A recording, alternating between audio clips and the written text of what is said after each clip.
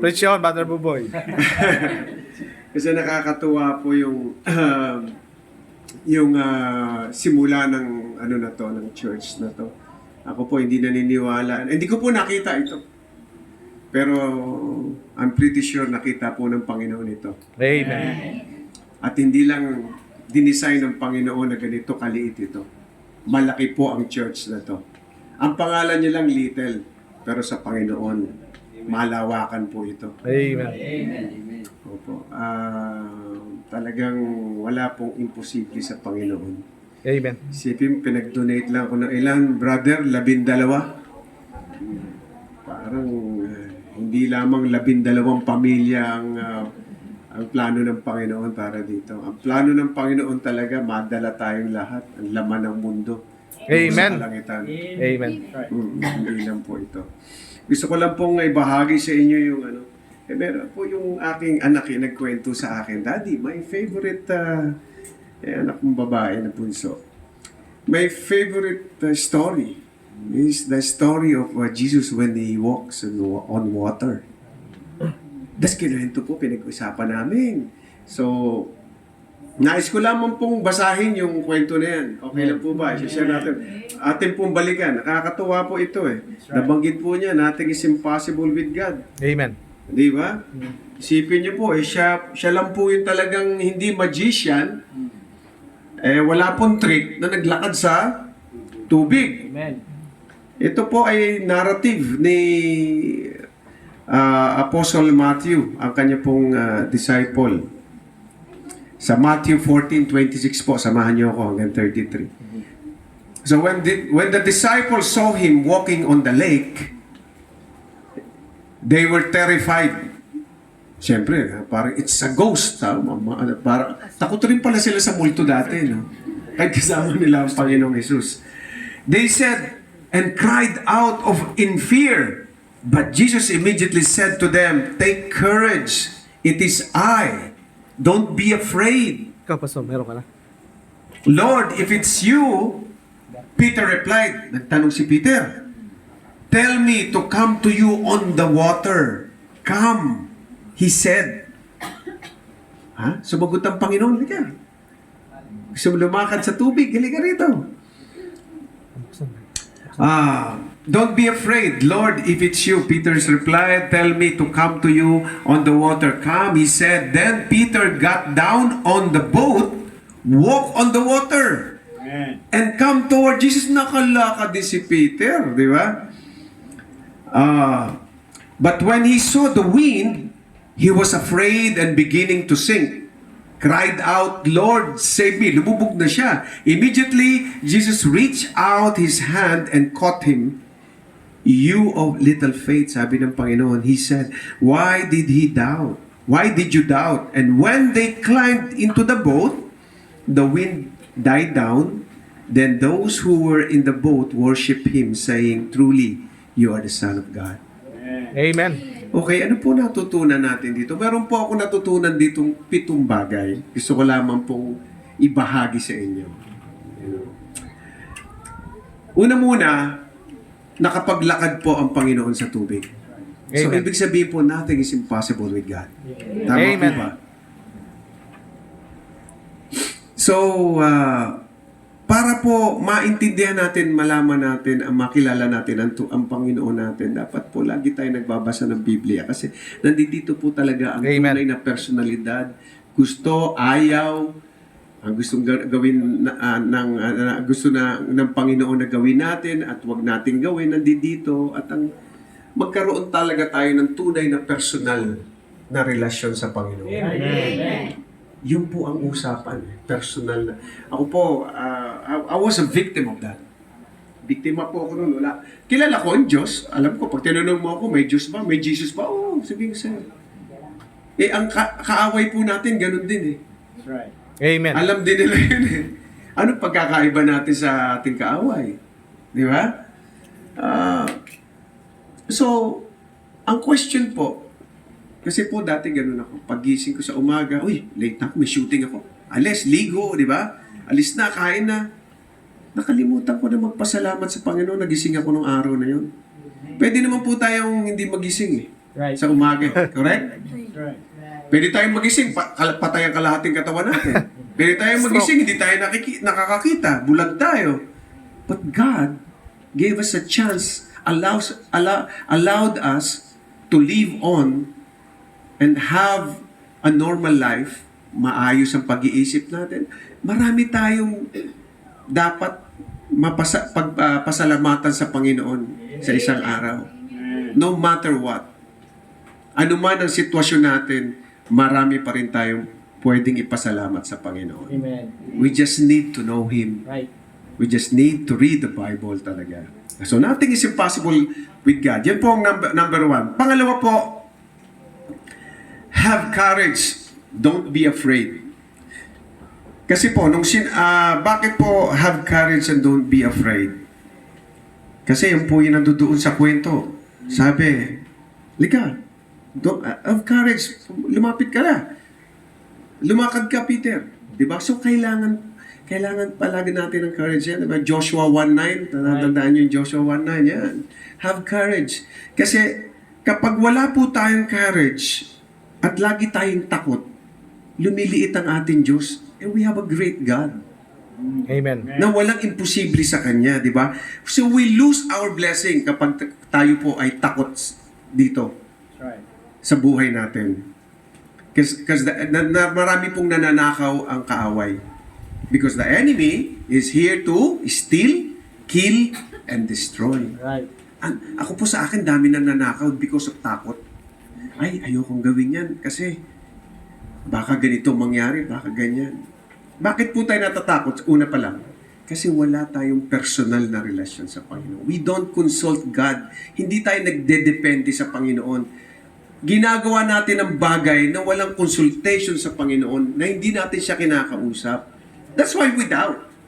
Kasi we only talk to ourselves o doon sa taong mayaman o sa boss natin o sino man na doon tayo nagtatrust, which is wrong. Kasi ang utos ng Panginoon, trust in the Lord with all your heart and lean not on your own understanding. In all your ways, acknowledge Him. Amen. And He will direct your path. So bakit ka matatakot? Amen. Di ba? Ang masakit niyan, meron niyang counterpart po sa Jeremiah. Jeremiah 17:5. Ang sabi ng Panginoon, sumpain ang taong nagtitiwala sa tao at nananangan sa kanyang sariling kalakasan at ang kanyang puso ay lumalayo sa Panginoon. Cursed is the man who puts his trust in man Yes. and rely on his own strength and his heart depart from the Lord. Isipin mo, may sumpa sa iyo ang Panginoon. Sumpain ka lang ng tao, masakit na di ba? Yung masumpa ka ng Panginoon, may dala-dala kang sumpa ng Panginoon. Mabuti kung sa kangkungan ka lang dadamputin nun, di ba? So, kaya po, manonotice nyo, maraming taong malulungkot because they carry a curse from God. They don't have any personal relationship with God. They don't rely on God. They don't trust God. They trust themselves. Right. Pangatlo po, si Peter nakalakad. Tama? Sa tubig? That's right. So, yan po yung I can do all things through Christ who strengthens me. Amen. Kaya pala natin gawin eh. Basta meron lang tayong Panginoong Hesus na ating Amen. hawak palagi. Di ba? Kasi lahat tayo po dito, ako ay realize, lahat po ng tao may purpose. Hindi ka naman dito kung wala kang purpose eh. Katulad po natin, di ba? Pastor Jaime, di ba? Pastor Jason. Minsan nadidiscover lang natin ng maaga, minsan late na yung purpose natin, pero may kalakip na talent po yun. Ang lahat ng purpose ay kalakip na package po yung binibigay palagi ng Panginoon. Amen. Kapag pinanganak tayo, kasama na yun. We just need to ask God, Lord, show me my purpose, show me my talent. Saan linaw naman na sinabi ng Panginoon sa John 14, ask anything in my name and I will do it. Ang hina lang natin manghingi, ang tipid natin manghingi sa Panginoon. Tama? Pwede ka manghingi. Humingi ka ng mga 100 bagay. Malay mo, pumasok doon yung 3. Di ba? Marinig. Right. Ano ngayon? Isipin mo, 100 times mo kinausap ang Panginoon? Ang sarap to, baka kunin ka na kagad ng Panginoon. Total, nakakausap mo na ako madalas, di ba? Katulad ni si Enoch. Kulit, palagi mo akong kausap, dito ka na nga. Pero nakakatuwa po yun, di ba? Dahil hindi na nakaranas ng kamatayan yun. Pangatlo po, bakit po lumubog si Peter?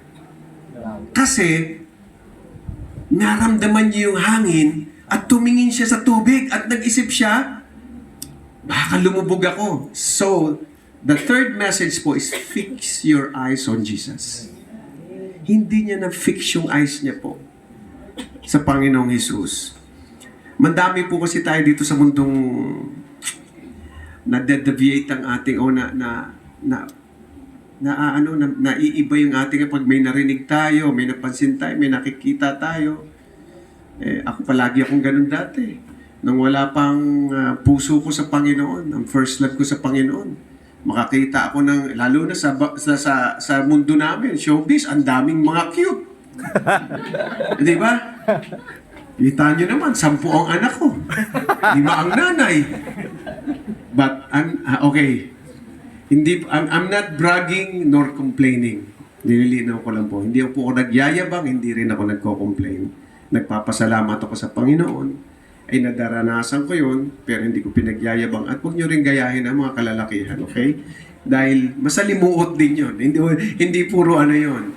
Lahat ng bagay ay may katapat na circumstances, may repercussion. Katulad ng binanggit ng aking kapatid, Pastor Jing, si Haring David, mahal ng Panginoon, malapit sa puso niya. Pero nung siya ay nagkasala sa Panginoon, hindi nakaligtas yung anak niya. Patay yung anak niya. Kahit na nagsuot pa siya ng sako at naglagay siya ng abo at nagdarasal siya, Panginoon, save niyo po yan ako. Huwag niyo po kunin. Huwag yan, kung ano-ano nag-fasting pa siya nun, ha? Ano nangyari? Patay din anak niya. Patay din. May repercussion. May anong tinanim mo, yun din ang aanihin mo. Malinaw po yan. Amen. Kaya huwag po tayo maniniwala sa mga, swerte yan. Hindi. Mayroon akong Panginoon. My God is a God of certainty. Yes. Ba't ako aasa sa swerte? My God is a God of victory. Amen. Anong swerte? Amen. May nangyayari sa atin. Trouble, of course, meron yan. Mga trials, of course, kasama yan Because we are being transformed into a better person sa makalangit na pagkatao. Kasi kapag tayo nag-i-enjoy din sa makamundong ito, pag dinala tayo sa langit, di rin tayo mag-i-enjoy doon. Maghanap din tayo ng, di ba? Kung ano-anong gahanapin natin ng makamundo ron, di tayo mag-i-enjoy. Correct? So, yun po. Fix your eyes on Jesus. Ang susunod po, pang-apat na to, ano po nangyari doon? Nag-doubt po ang si Peter. So, never doubt God. Diba? But when you... Sabi nga na sa nagdadasal... Ito po pala, ako, victim din po ako nito. Minsan po, pag nagdadasal tayo, di ba, may hiningi tayo? Immediately after ng prayer natin, ano kaya mangyari kaya yun? Di ba? Nag-aalangan tayo kung matatanggap ba natin o hindi. Di ba? Sabi po dito sa James 1:6-8, but when you ask, you must believe and not doubt. Right. Because the one who doubts is like a wave of the sea, blown in and tossed by the wind. That person should not expect to receive anything from the Lord. Such a person is a double-minded and an unstable in all they do. So dapat pala, i-claim natin. Dapat pala kiniklaim. Natatandaan niyo po yung babaeng dinudugo ng 12 taon? Yes. Amen. Ha? Na-bless ang Panginoon doon Why? Kasi sabi niya, mahawakan ko lang damit nito, gagaling ako. Kiniklaim niya nahawakan niya, gumaling siya. Sabi ng Panginoon, may humawak sa akin, di ba? Si Peter nga na, Lord naman, ang daming tumutulak na nga sa atin daming tao, paanong hawak? Di ba? But may lumabas na power sa Panginoon na-bless siya Na-bless ang Panginoon doon sa faith. So, yan po isa dapat natin pagdasal yung, Lord, give me a faith that does not falter. Bigyan niyo po ako ng pananampalataya na kayo po ay mapapangiti. Mapapasaya ko sa pananampalataya na to. Amen. We have to ask that from God. So, panglima po, pang-anim po, ang sabi po ni Peter, may sinabi si Peter nung lumubog siya. Ano po sinabi niya? Binasa natin kanina. Lord, di ba? Help me or save me. Maikli lang yon. Pero po, Panalangin. isa po yun sa mga pinaka-honest na sinabi ni Peter sa kanyang buhay. Paano hindi honest? Mamamatay na siya.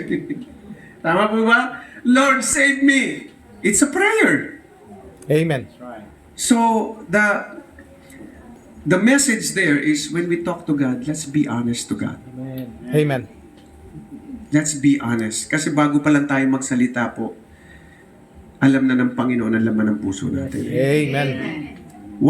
Bakit hindi natin maidi-disclose o masasabi, mailalatag sa Panginoon yung mga kalokohan, kasalanan na nasa puso natin na nagawa natin. At higit dyan, yung mga sakit ng ating damdamin, yung may mga galit tayo na tinatago sa tao kasi may atraso sa atin yung tao o may nagawang masama sa atin yung tao. Hindi natin makalimutan, hindi natin mapatawad. God knows that. Come on, guys. Patawarin na natin yun. Kasi hindi tayo mapapatawad ng Panginoon kapag hindi tayo natutong magpatawad. Amen. Amen. Alam ng Panginoon yan, hindi kayo makakatakas. Hindi tayo makakatakas. Ang nasa dilim at nasa liwanag nakikita ng Panginoon. So let's be honest when we talk to God. Ito po yung huli. Pampito. Ano sabi ng Panginoon nung tinulungan niya? Halika, binuhat siya, dila na, nilagay, nasumakay na sila sa boat at sinamahan sila. So, that last message gave me the thought of God will never leave you nor forsake you. God will never leave us nor forsake us. Sasamahan talaga tayo ng Panginoon hanggang sa dulo ng walang hanggan. Amen. Amen. Amen? Nakakanta na ba ako? Hindi pa. Hindi pa nga. Okay. Okay, yun po, yung akin. Kaya I'd like to praise God and honor God dun sa kwento ng aking anak na si Kristen. Amen. I learned a lot from as kinuwento, pinag-usapan namin ng mga anak ko Amen. about that. And we learned these 7 messages from that story. I hope you like my story po. Amen. Amen. Praise the Lord. Panginoon,